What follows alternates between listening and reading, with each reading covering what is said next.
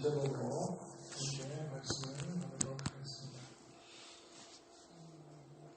바울의 여정이 있어서 바울에게 힘이 되고 기운을 북돋아 준 것 가운데 하나는 아마 곳곳마다 예비되는 믿음의 형제 자매들, 동료들이 아니었나 생각을 합니다. 밀레도에서는 에베소 장로들이 눈물로서 반성을 하였고, 두로에서는 1년씩 하나 없는 믿음의 형제들이, 심지어는 처자들까지 다 나와서 전송했던 것을 우리가 알고 있고, 뿐만 아니라 가이사랴에서는 예루살렘으로 올라가지 말라고 동료들이 함께 울어주었던 장면을 우리가 기억합니다. 이제 예루살렘에 가려고 하니까 15절 말씀, 여러 달 후에 여정을 꾸려 예루살렘으로 올라가려 할세, 이때 예루살렘 성도들이 친히 내려와서 예루살렘까지 그의 일행들을 호위해 가는 것을 볼 수가 있습니다. 뿐만 아니라 예루살렘 도착하자 형제 자매들이 기꺼이 영접해 주었다. 16절, 17절 말씀입니다. 아마도 그가 받은 이 따뜻한 영접과 사랑과 그리고 위로는 며칠 후 그가 감당해야만 하는 고난과 핍박을 이길 수 있는 또 하나의 힘이 되지 않았나 그런 생각을 하게 됩니다. 그렇게 해서 바울과 그의 일행이 이제 예루살렘에 도착하게 되었는데, 예루살렘 교회 형제들이 이들을 진심으로 환영하게 되었다. 17절 말씀, 환영하게 되었다. 자, 그런 이후에 이제 이튿날 바울은 지체하지 않고 야고보를 찾아가게 됩니다.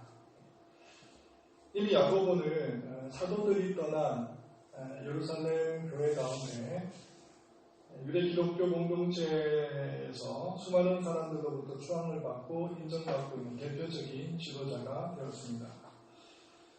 바울과 그의 일행을 영접했을 때 야고보는 혼자가 아니었습니다.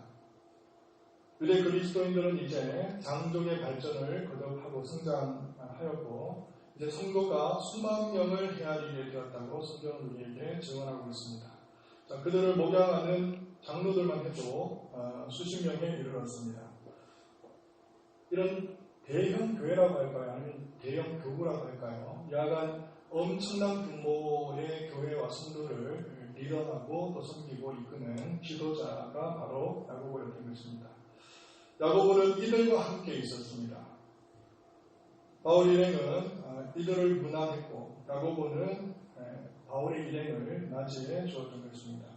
마치 요즘 정상회담 많이 하는데요. 정상회담을 하게 될 때에 양쪽에 수행원이라든지 아니면 각 부서의 부처의 수장들이 서로 악수하고 인사하는 모습, 누가는 아마도 이런 장면을 묘사하고 싶었던 모양입니다. 자, 왜냐하면 야고보와 바울은 두 기독교, 이른바 유대 기독교와 이방 기독교를 대표하는 이제 지도자들이 되었습니다. 자, 그러고 보면 이제 사도행전 15장에서 예루살렘 공회가 있었는데, 그 공회 이후로 수십 년 만에 다시 이제 이 영적인 거장들이 제외를 하게 됩니다. 자, 그 사이에 그들이 이끌었던 기독교 운동들은 하나님의 선하신 손길을 따라서 상당히 성장하게 되었습니다. 자, 19절 말씀 한번 보겠습니다. 19절 말씀에 바울이 문안하면서 하는 이야기입니다. 성경 보고를 이들에게 이제 직접 브리핑을 합니다. 하나님이 자기의 사역으로 말미암아 이방 가운데서 하신 일을 낱낱이 말하니. 자, 그러자 이제 20절 유대 장로들이 하는 이야기입니다. 바울더러 이르되 형제여 그대도 보는 바에 유대인 중에 믿는 자 수만 명이 있으니. 이렇습니다. 장군멍궁이죠. 바울은 자기가 이제 선교 여행 가운데 하나님께서 어떻게 역사하시고 선한 손길을 따라서 수만의 이제 거듭난 영혼들이 있었다 하는 것을 이제 보고하는 자리에서 유대 장로들은 바울을 형제라고 불러주면서 이 예루살렘 가운데서도 하나님께서 긍휼히 여겨주셔서 불쌍히 여겨주셔서 구원받는 사람들이 정말 하늘의 별처럼 바다의 모래처럼 수만 명이 이르렀다고 서로 격려하고 있는 장면을 보게 됩니다. 바울 곁에는요, 이방 교회에서 온 지도자들이 있었고 야고보 곁에는 예루살렘 교회의 장로들이 서 있었습니다. 자, 이들이 해야 할 일은 서로의 세력을 자랑하거나 서로 누가 잘났느니 누가 내가 잘났느니 네가 잘났느니 할 것이 아니라 자발적이고 진정 우러나오는 마음으로 서로가 하나 되는 모습을 보여줄 필요가 있었습니다. 그리스도 안에서 유대인이나 이방인이나 히브리인이나 헬라인이나 할 것 없이 우호적이고 결속력 있는 모습을 이들은 분명히 보여줄 필요가 있었다고 하는 것이죠. 자, 이런 측면에서 바울이 분명하게 이들 가운데 보인 것이 두 가지가 있습니다.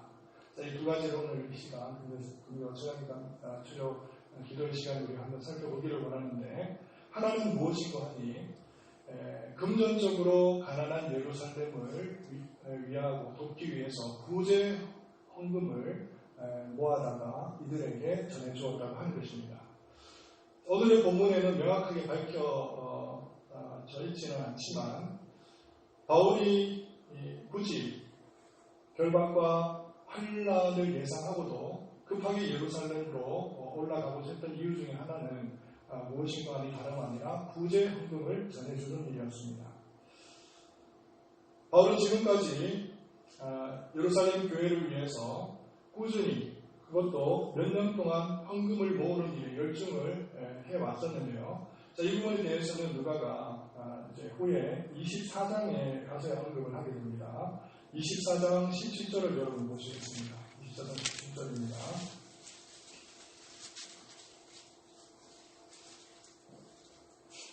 24장 17절 함께 읽겠습니다.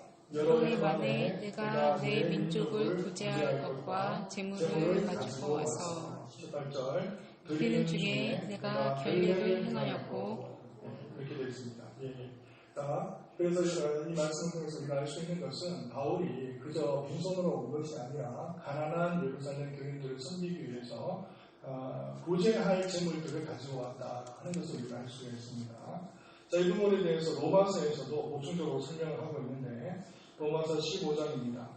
그러나 이제는 내가 성도를 섬기는 일로 예루살렘에 가느니 이는 마게도냐와 아가야 사람들이 예루살렘 성도 중 가난한 자들을 위하여 기쁘게 얼마를 연보하였습니다. 연보한 겁니다. 구제하기 위해서 헌금을 드린 겁니다. 마게도냐와 아가야 사람들은 예루살렘 교회로부터 받은 복음의 은혜에 대해 이렇게라도 빚을 갚고자 한 것입니다. 아마도 바울은 야고보를 만나자마자 유대교회에 바로 전달했을 것이 분명합니다.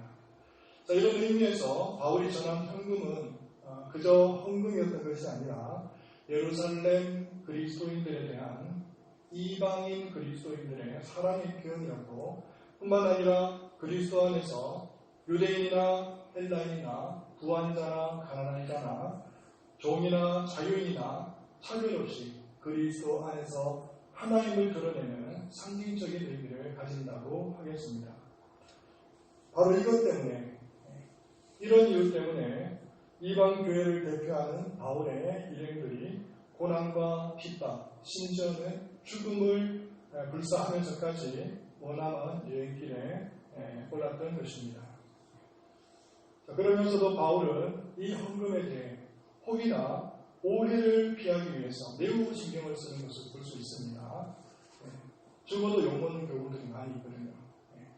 여러분 온정주의 아시죠? 온정주의. 이를테면 이제 장학금을 준다 합시고 이제 아주 어떻게 정서적으로 예민한 청소년들을 아는 사람 앞에다 불러내다가 좀 이제 생색내는 거죠. 보여주고 이제 드러내는 식인데 장학금을 전해주는 그런 경우들. 이를테면 이제 정치인들이 주로 하는 일이지만 고아원을 방문한다든지 아니면 양로를 방문한다든지 하면서 기념품을 전해주면서 이제 기념사진도 찍고 또 생선도 이제 한번 이렇게 내고 이런 것들 이게 오줌주의죠. 그래서 섬긴다고 하지만 진정 섬기는 마음으로 섬기는 것이 아니라 자기 이름을 드러내기 위한 그런 방식이 하나의 오줌주의라고 할 수 있는데, 자, 이런 오해가 없도록 바울이 로마에 있는 그리스도인들에게 이와 관련해서 기도를 당부하는 것을 볼 수 있습니다. 예루살렘을 위한 나의 봉사가 성도들에게 기쁜 선물이 되기 위해 함께 기도해달라고 강력히 요청했던 것입니다. 여하간 유대 그리스도인을 향한 이방 그리스도인들의 사랑은 국경과 종족과 빈부를 떠나서, 한번 생각해 보십시오. 유대인들은요, 이방인들의 도움을 받는다는 것 상상조차 할 수 없는 일입니다. 유대인들의 자존심상 도저히 있을 수는 없는 일이죠. 유대인들에 대한 이방인들에 대한 유대인의 편견 여러분 잘 알고 계시죠? 유대인 남자들이 하루에 그 당시에는 3번 감사의 기도를 하나님 앞에 올려드렸다는 거 아닙니까? 하나는 자신들이 남자로 태어나게 된 것을 감사했고, 두 번째로는 자신들이 여자로 태어나지 않은 것을 감사했고, 세 번째로는 이방인으로 태어나지 않은 것을 감사했다는 겁니다. 자, 이런 정도였습니다. 우리 여성분들 죄송하지만 그 당시에는 그랬다는 겁니다. 이런 정도로 어쩌면 이방인들에 대해서는 개나 돼지처럼 가축처럼 짐승처럼 여겼던 사람들이 바로 유대인들입니다. 자, 그런데 그들로부터 도움을 받는다? 상상할 수도 없는 일입니다. 상상할 수도 없는 일입니다. 하지만 오늘의 본문의 장면은 그렇지가 않습니다. 너무나 따뜻하고 너무나 훈훈하고 아름답습니다. 예루살렘 성도들은 기꺼이 바울의 일행을 맞이해 주었고, 뿐만 아니라 감사함으로 구제연금을 받았습니다. 이것이 무엇입니까? 복음의 능력인 줄 믿습니다. 크나큰 도저히 넘어갈 수 없을 것만 같은 이 장벽을 그야말로 예수 그리스도로 말미암아 그의 피의 공로로 말미암아 허물어주고, 그야말로 헬라인이나 유대인이나 정말 히브리인이나 이방인이나 할 것 없이 정말 그리스도 안에서 하나가 되는 장면을 우리는 오늘 말씀을 통해서 보게 되는 것입니다. 주는 것도 사랑이요 받는 것도 사랑입니다. 준다고 우월의식, 온정의식 가질 것도 없고, 받는다고 위축되거나 자존심 상할 것도 없습니다. 서로 있으면 주고 없으면 받으면서 기꺼운 마음으로 주님의 교제에 참여할 수 있는 우리 모든 예강의 성도 되시기를 바랍니다. 받는 것도 사랑이고 주는 것도 사랑입니다. 우리가 하나가 아니면, 정말 그리스도 안에서 한 몸이 아니면 이런 일들이 일어날 수 있겠습니까? 우리의 고향이 다르고, 정말 우리가 출신이 다르고, 우리의 어떻게 보면 자란 환경이 다르고, 모든 것이 다른데 단지 우리가 예수 그리스도 안에서 특별히 예방에 소속된 건속이라고 하는 그 이름만으로 우리가 서로 정말 위로하고 격려하며 또 주고 받고 이런 것들이 우리 교회 안에 일어난다고 하는 그 자체가 너무 영광스럽고 복된 일인 줄 믿습니다. 그리스도 안에서 하나됨을 늘 지킬 수 있는 저와 여러분 되시기를 바랍니다. 자, 두 번째로 우리가 살펴볼 것은 바울이 예루살렘 성도들을 향해서 우호적으로 그리고 친화적으로 취한 두 번째 행동입니다. 20절을 보니까, 자, 20절 보겠습니다. 예루살렘 장로들이 바울의 사역 보고서를 다 듣고 난 이후에 바울더러 한 가지 제안을 합니다. 자, 이들의 제안은 예루살렘 유대인들 사이에 떠도는 나쁜 소문을 근거로 하고 있는데요. 자, 20절 한번 볼까요? 20절. 자, 그들이 듣고 함께 읽겠습니다. 그들이 듣고 하나님께 영광을 돌리고 바울더러 이르되, 형제여, 그대도 보는 바에 유대인 중에 믿는 자 수만 명이 있으니 다 율법의 열성을 가진 자라. 21절. 내가 이방에 있는 모든 유대인을 가르치되 모세를 배반하고 아들들에게 할 일을 행하지 말고 또 관습을 지키지 말라 한 다음을 그들이 들었도다. 이런 이야기입니다. 바울이 온 동네방네를 돌아다니면서 유대인들에게 모세를 배반하고 할례 받는 것을 지키지 않아도 되고 뿐만 아니라 유대 간습도 무시해도 된다고 가르쳤다는 겁니다. 자, 물론 지금 21절에 장로들이 하는 얘기는 전혀 근거 없는 헛소문입니다. 자, 한번 보시면 바울이요 모세를 무시할 일이 없습니다. 그런 언급을 할 이유가 없습니다. 뿐만 아니라 할례라고 하는 것도 이미 사도행전 15장에서 예루살렘의 공의회에서 이미 결정이 난 바가 있습니다. 다만 간섭을 지키지 말라는 이야기를 했을 수 있을 것 같습니다. 자, 그것도 왜냐하면요, 예수 그리스도로 말미암아 이제 주님께서 우리를 대신해서 희생 제물이 되어주셔서 십자가에 돌아가심으로 말미암아 이 유대의 율법 가운데 절기나 예식이나 아니면 간습이나 이런 것들은 전혀 의미가 없어졌습니다. 그래서 우리가 율법을 지킨다고 할 때 율법의 정신, 그야말로 하나님을 사랑하고 이웃을 내 몸처럼 사랑하는 것을 지키는 것 외에는 굳이 지킬 이유가 없는 것입니다. 하지만 예루살렘은 아직도 절기나 예식은 아닐지라도 또 갈라디아에서 얘기하는 것처럼 마치 율법을 지켜야지만 구원을 얻고 또 구원을 누릴 수 있는 그런 어떤 주장은 아닐지라도 이들은 여전히 율법적 간습이나 풍습이나 간행들을 여전히 지키고 있었다고 하는 것입니다. 자, 그도 그럴 것이 이들이 살아가는 환경, 그죠? 이들이 살아가는 환경 이 자체가 온통 유대주의고 그리고 율법주의로 둘러싸여져 있기 때문에 그렇습니다. 이건 무시 못합니다. 이건 무시 못해요. 우리나라에 지금 복음이 들어온 지만 해도 벌써 130년이 지났습니다만은 우리 이 한국이라고 하는 나라의 교회는요, 미국이라고 하는 나라의 교회 엄연히 다릅니다. 엄연히 달라요. 교회라고 하지만 그럼에도 불구하고 토양 자체가 다르다는 거예요. 우리는 이미 복음이 들어올 무렵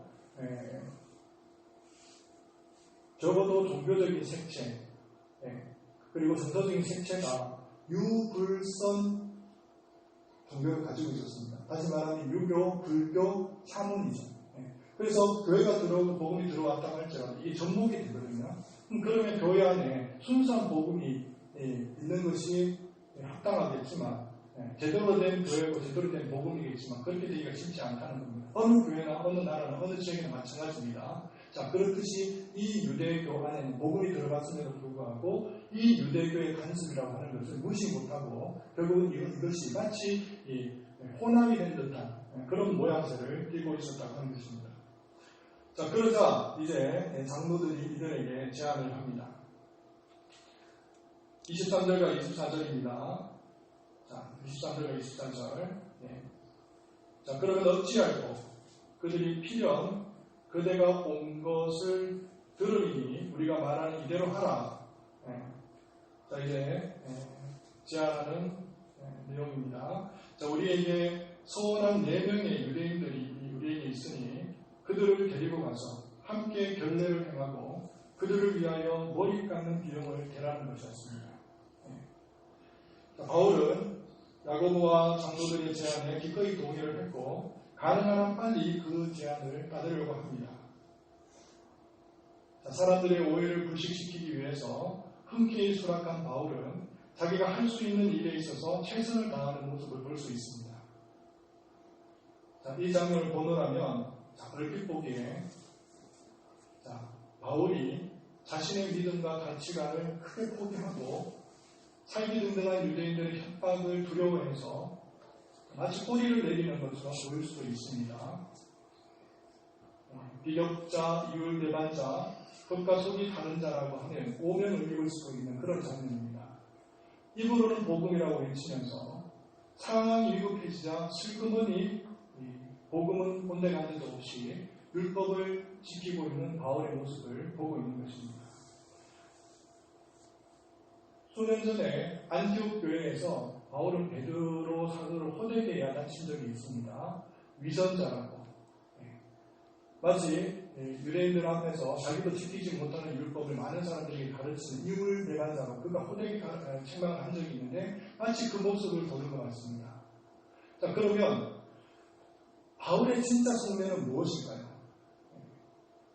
자, 그렇다면 왜 바울은 무엇 때문에 이런 결례를 수용했던 것일까요? 결례라고 하는 것은 무엇이냐면 유대인들 중에 나시린들이 있어요. 나시린들. 나면서부터 어떻게 보면 이 세상과 이제 겉하지 않으면서 거룩하고 성결하게 살아가야 되는 사람들입니다. 그런데 이들은 3개월짜리도 있고 6개월짜리도 1년짜리도 있는데 결례를 지켜야 돼요. 결례. 그동안에는 거룩을 지켜야 됩니다. 율법을 따라서 어떤 세속적이나 속된 것들하고도 함께 할 수 없습니다. 그래서 그 기간이 끝날 즈음에 이제 성전에 올라가서 제사를 지내는 그런 방식이 결례라고 하는 것인데 이 결례를 지킬 사람이 우리 가운데 4명이 있다는 거예요. 자, 그래서 오해받지 않기 위해서 이들과 함께 동행을 하고 이제 마지막에 머리를 깎는 장면에 이르러서는 네가 직접 그 비용을 제공을 하라는 겁니다. 자, 이런 제안을 했을 때 바울이 기꺼이 수용을 했다는 겁니다. 왜 그랬을까? 그 해답은 이제 고린도전서 9장 19절 이하에 나와 있습니다. 우리 찾겠습니다. 고린도전서 9장 19절 이하에 나와 있습니다.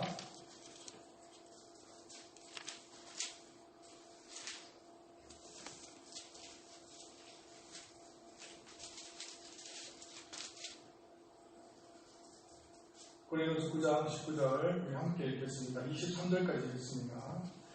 내가 모든 사람에게서 자유로우나 스스로 모든 사람에게 종이 된 것은 더 많은 사람을 얻고자 함이라.